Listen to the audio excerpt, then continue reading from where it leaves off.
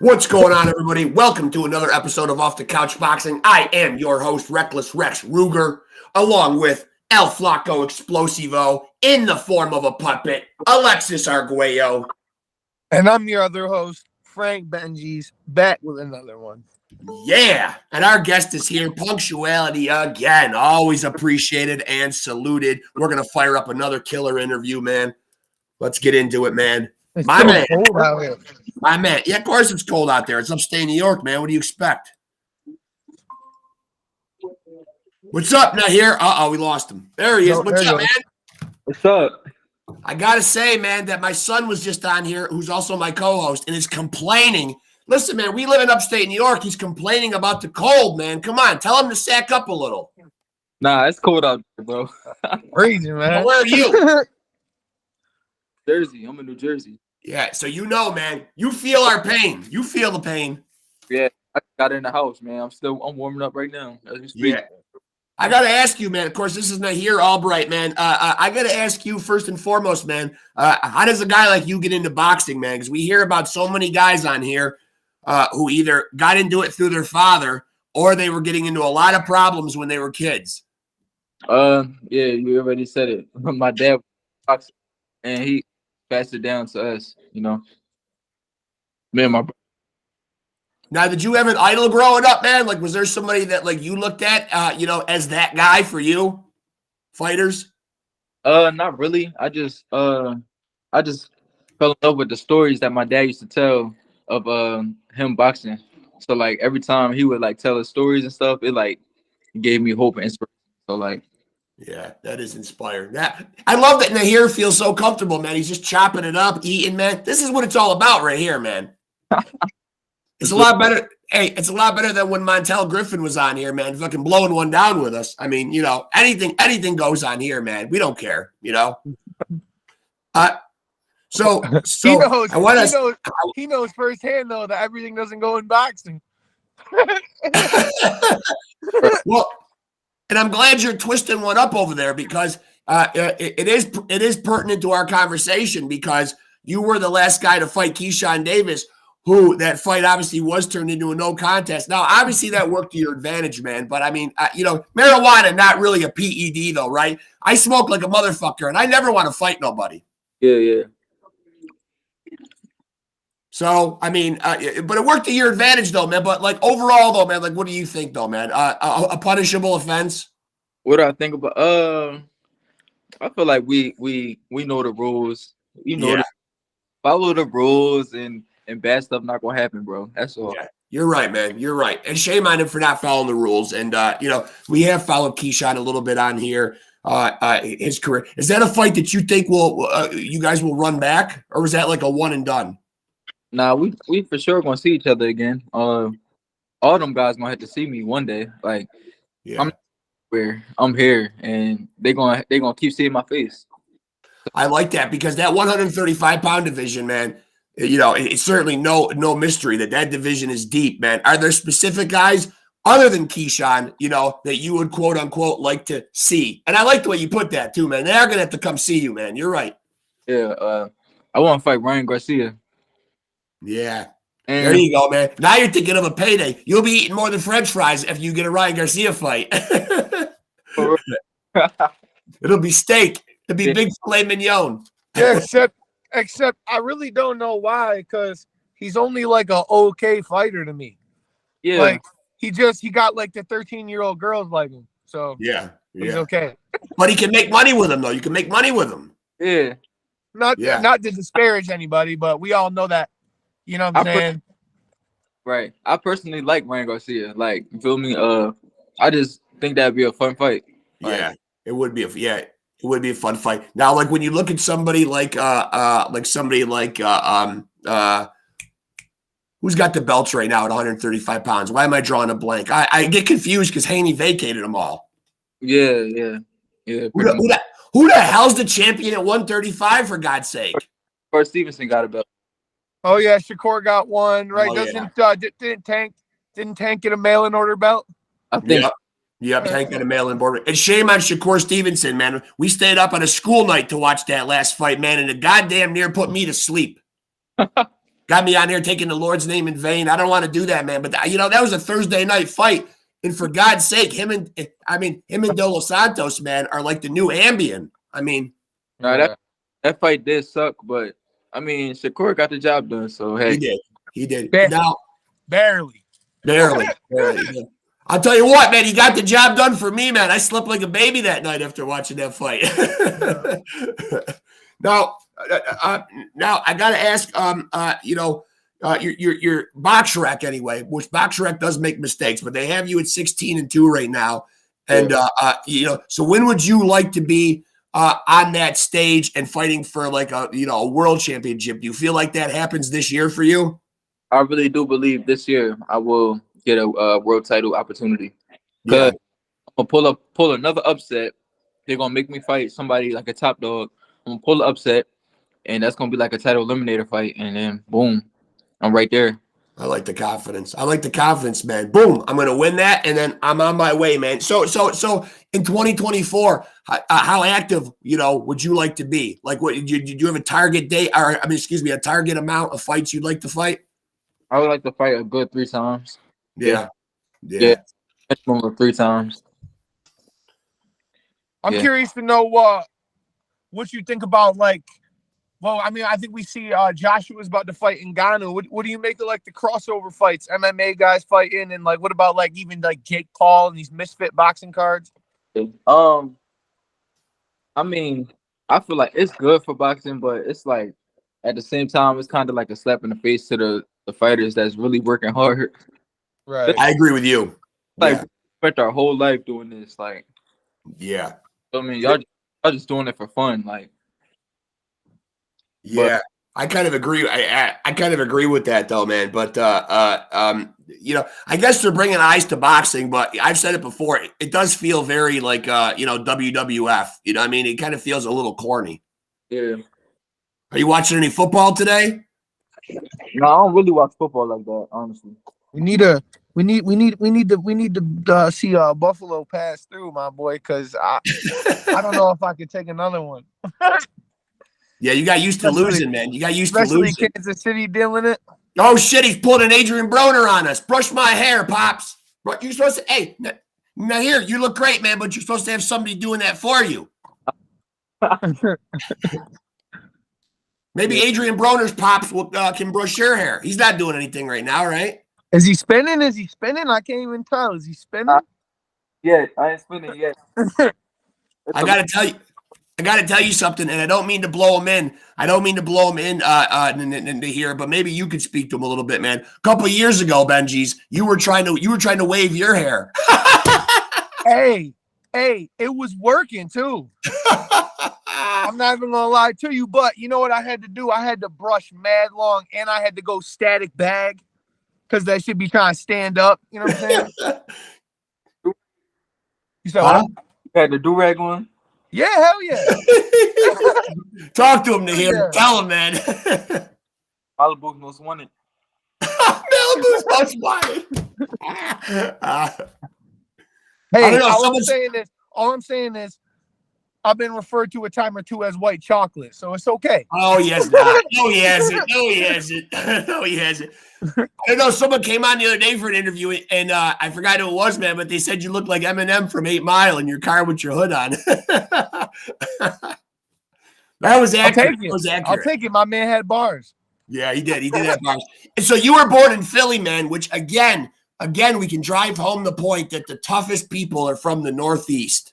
Make no mistake about it, right? They are, right? Sure. And especially Philly. I mean, Philly is a fighter's town right there, man. I mean, bad dudes come out of Philly. I want to know when we're talking about Philly real quick, Philly cheesesteaks, whiz or no whiz?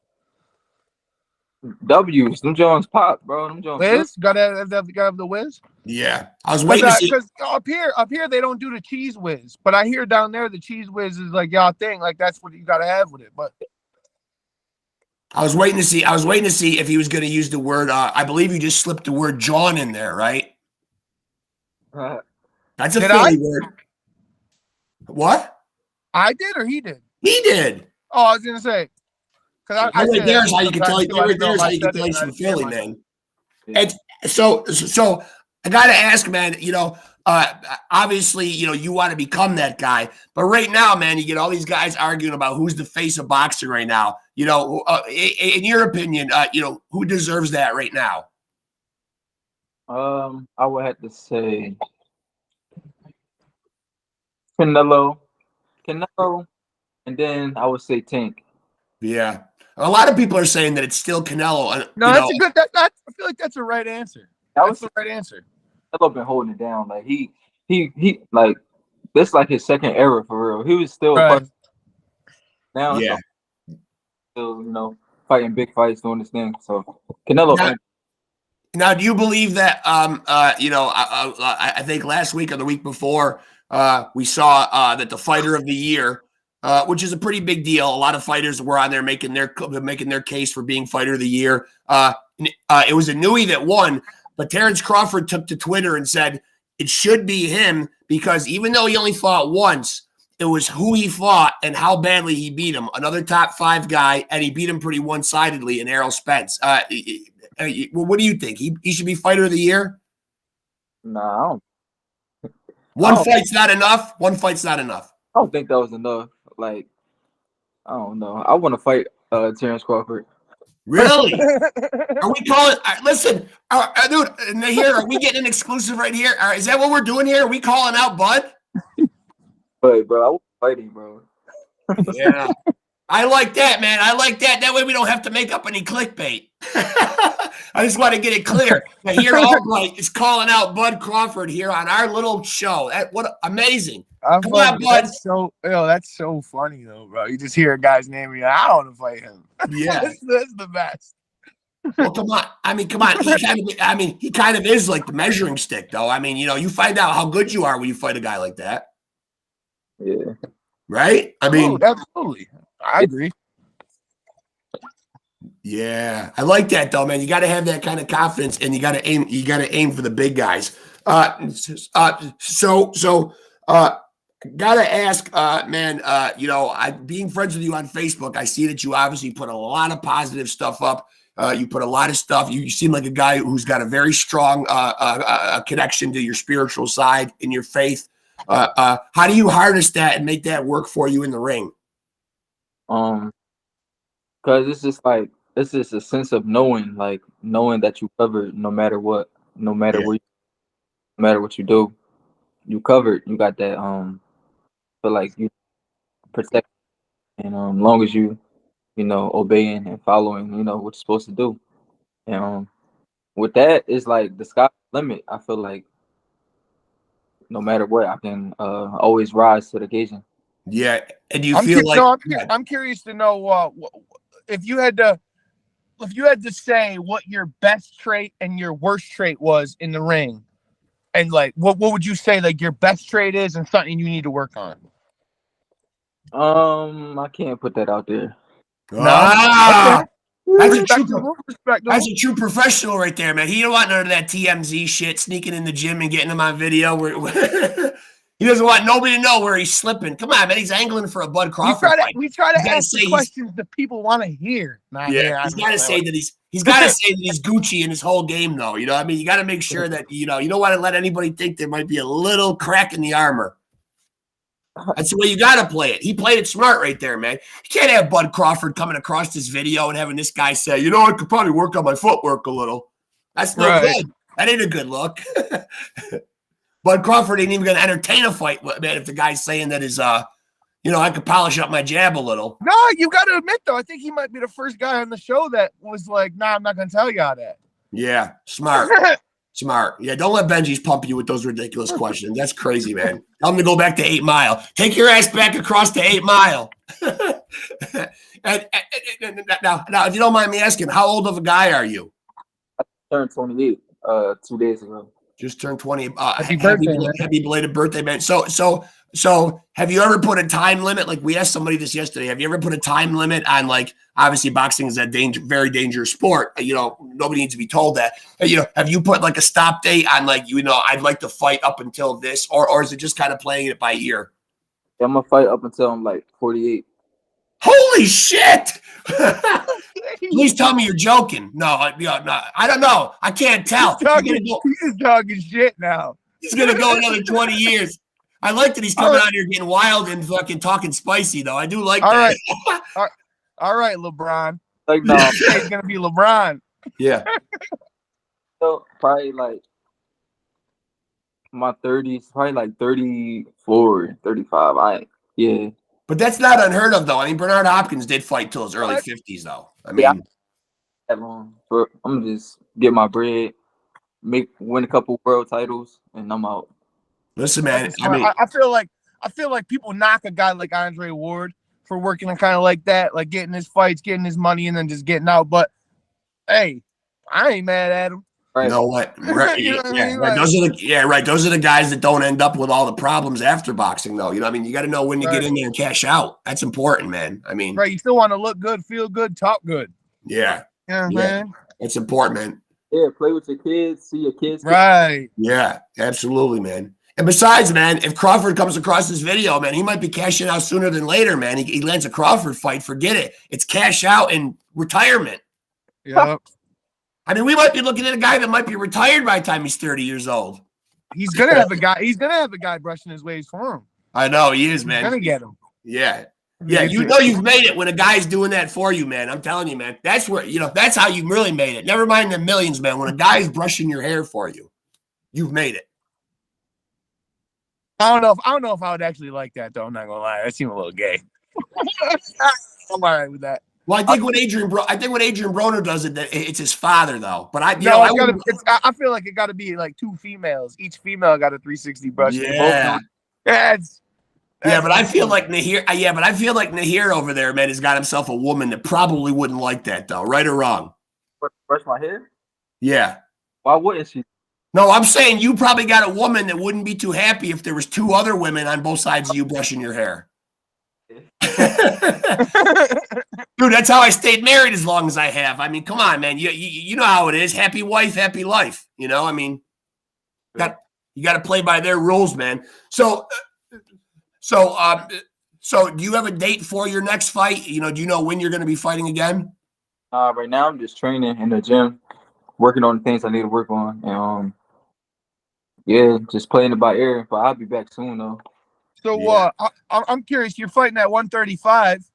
Yeah. Do you and you're obviously, like you said, you just turned 28. Do you see yourself going up in weight or like staying at 35 or? I do see myself going up in weight. Like once I win the belt, I'm gonna move up to 140 and just go from there. Like depending on what you do. Oh, at 140. And are you a guy that walks around pretty close to his fighting weight, or do you have to you have to cut a lot of weight, or you stay in the neighborhood?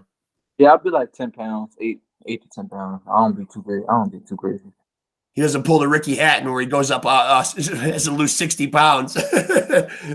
So something else too that I'm curious about, because you fight around the weight.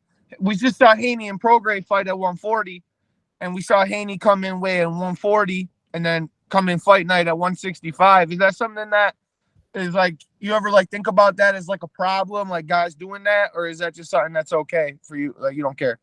I don't care. As long as you make weight the day before, I don't care. That's on the next day. It is what it is. So a guy can pack on 25 pounds, man. Yeah, I like that attitude, man. At the end of the day, man, you're getting in there with a guy who did make the same weight as you. You know what I mean? Honestly, though, I like. For me, asking the question, I respect any answer because, if you didn't want him to do it, I would respect that for your safety. But if you do, I don't care. Who cares? You know what I'm saying? Now, do you got kids? You got children? Yeah, I got a daughter. She's 3. And so what if, and of course, we're both parents too. What if your daughter comes to you and wants to be a female boxer? My initial thought would be like, hell no. Yeah. She go to the gym, so she be already in there punching on stuff. So I don't know. That is scary. That is scary though, man. I mean, especially a daughter. Not to be misogynistic, but especially your little girl. Bro, I don't. Nah. Yeah. Yeah, I mean, yeah, I'll tell you what though, man. A lot of them girls that are fighting on them Jake Paul cards, man, are getting paid though, man. I mean, like, Unless she show up to the gym one day, I put her in there bar for fun, and I see her looking like Ali or something. yeah. Hey yo, You gotta just wait for her to come home and say, "Dad, I had to ragdoll this bitch at school today." Yeah. Really? Maybe we better start going back to the gym again, man. Daddy might need a retirement fund. And so, so do you have any idea in regards to your next opponent, or is that still up in the air as well? it's up in the air. Yeah. Yeah, up in the air. It's a TBA. It's gonna be a more than likely a big name though, because Yeah. they got me in like the top 13 now, like by WBO.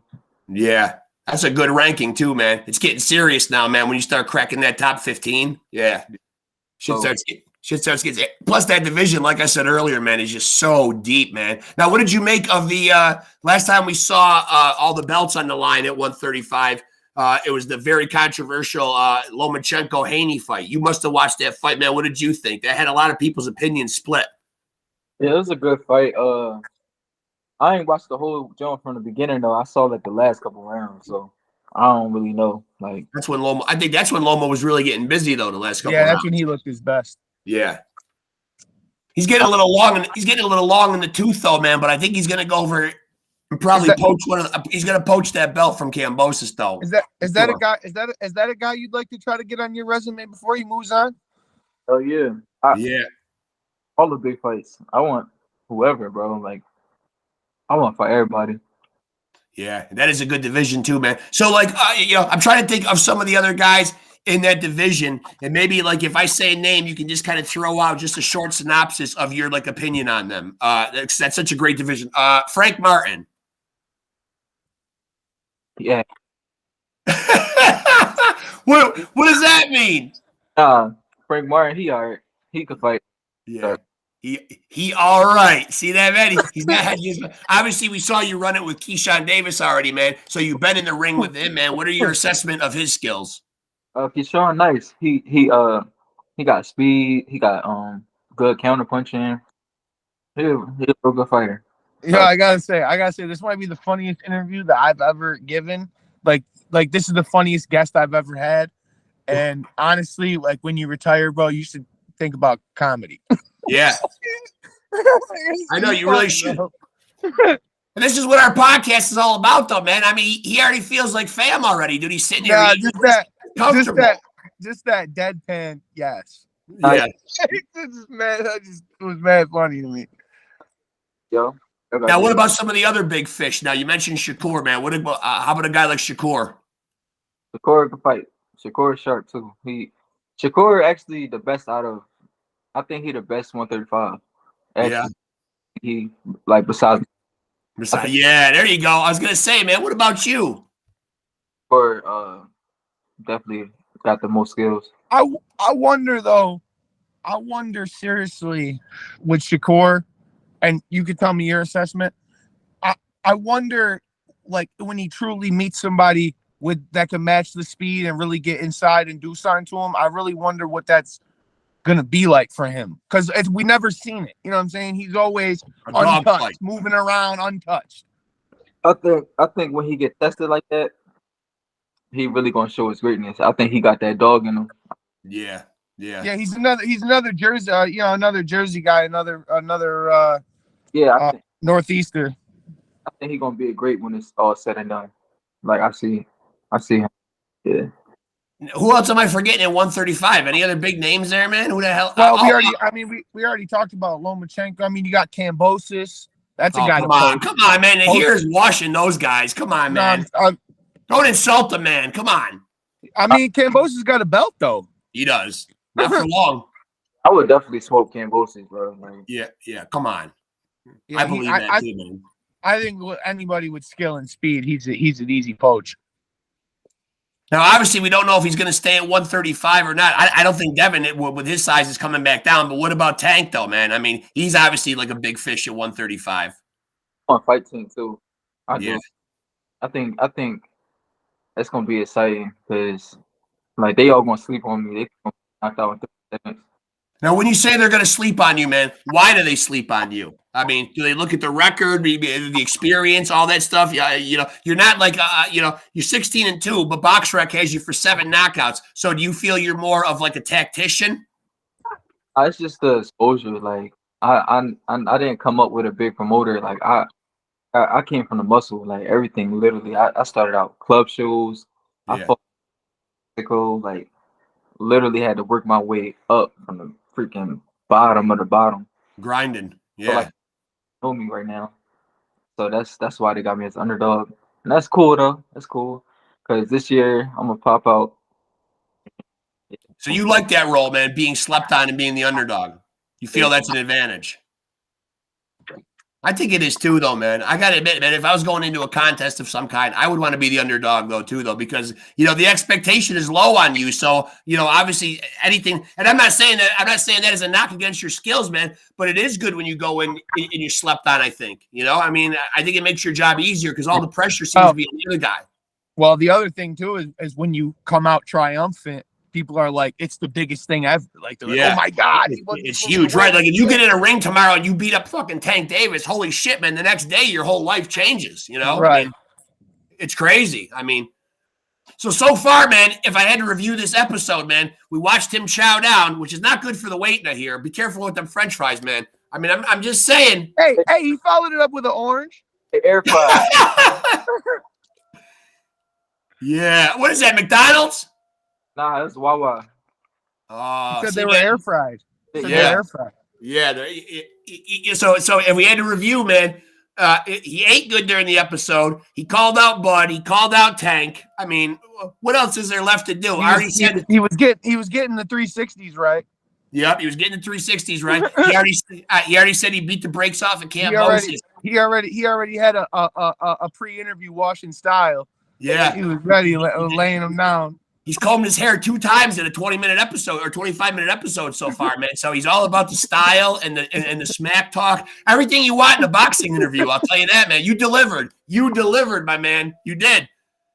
There's nothing wrong with that. There's nothing wrong with that. We love it. We love it, man. Yeah, we don't mind the eating. We don't mind the hair brushing, man. We're team NAHIR, man. We're with you, man. Yeah, having fun. Yeah. Yeah, we're rocking with you, man, for sure, man. And listen, man, I'm glad I finally ran you down and we got a chance to do this, man. And I hope you'll keep in touch and hopefully we can do it again from time to time. We'd love to have you back on, bro. Sure. All right, so y'all be safe, man. Yeah. We appreciate you, man. And certainly best of luck, man. Keep us posted on when your next fight is, please. Hey, when you get back with Keyshawn, I'm gonna get right. Yeah. Right. Yeah. Make sure he's off that wacky weed, man. Yeah. All right, NAHIR, we appreciate you, man. Much love, man. Appreciate it. Yeah, take care, man. Yeah. Wow, he made some bold claims. I like a guy talking spicy like that, though, man. Nothing wrong with that. Talking a little spicy. I'm telling you, man, I think I hit the nail on the head with my review. I mean, come on, man. We called out Bud. He seemed pretty confident that when he runs it back with Keyshawn's got to see him again. Not going to be good for Keyshawn. We're going to be fighting for a belt here sometime this year, man. I feel like NAHIR Albright is on the upswing, man. Things are going well, man. We appreciate him coming on here, man. 16-2 in the lightweight division, man. Philly born, living in Jersey, East Coast guys that we are. We're going to claim him for sure, man. He's ours. We wish him the best of luck. Certainly appreciate him coming on here, man. And like and subscribe and hit the notification bell and find us on Facebook because we're doing everything. And we really are doing everything. Shout out Gary Busey because I can go 15 seconds with anything. Yeah. And I would also like to say that although the Alexis Arguello puppet did not enter tonight's conversation, man. You know what? We got to figure out a way. This just popped into my head. I don't care if we got to do a publicist, whatever. We got to figure out a way to talk to Gary Busey on this show. I know. Absolutely. And let him know, man. And that was going to be one of the nicknames that I was going to give you too, man, because I thought, that was one of the ideas I texted you about earlier. Wouldn't it be fun if, like, every single time, man, like we pulled the Apollo Creed card, man, where we just added a couple more nicknames. I was watching a great Wu-Tang interview with Nardwar, and I love how all the guys in the Wu-Tang clan have their name, and then they've got about 8 other things that they're known as. Yeah. I mean, I came up with a couple of good ones for you, and I'll share them here, man. I'll unveil them for the first time, man. So, and of course, we can work with some, we can dump some, we can add some. Maybe every episode we can have a couple more, man. But we just don't have enough for the great content that we're delivering, man. So, on behalf of Frankie the Flamethrower, aka RB Cash, aka the Backwoods Blazer, a.k.a. Mr. Ropey Knuckles, a.k.a. Frankie Finesse, a.k.a. Benji's for 3, a.k.a. Nothing But Net, a.k.a. Baby Busey. That's right. Yeah. That's right. Yeah. And of course, Reckless Rex Ruger, a.k.a. The Wrecker, a.k.a. Sparky B, a.k.a. Spiggity Spark, which I was known at, a.k.a. come on, the Clown Puncher, a.k.a. the Portly Papa Bear, a.k.a. Jim Krenaga, a.k.a. Iron Lungs, a.k.a. the Upstate Psychos, both of us. a.k.a. Jim Krenaga. A.k.a. Shout out my man Ray Curry, our man. Shout out Ray Curry. Yeah. And I also would like to say one more, man, a.k.a. White Tyson. Yeah. Hey, White Tyson. That's bold. That's bold. Yeah. I came up with a bunch of spicy ones. I hope you liked your list, man. And of course, we can dicker with it. Yeah, come on, Baby Busey. Yeah, I was especially proud. Frankie Finesse, Mr. Ropey Knuckles. Does that mean I'm a little off kilter? Yeah. I mean, come on, the Backwood Blazers. And of course, I even took it back to high school, man. AKA RB Cash, an old moniker. At first, I was going to call you Baby Zito, but I thought maybe Baby Busey would be better. Baby Busey. I like that. But we have another guest, man, so we got to wrap these fucking shenanigans up, man. I already hit him with my slogan, so hit him with the slogan. Hit him with the slogan, and the slogan is, if you want to be a champion, then you and you alone got to roll with the champs.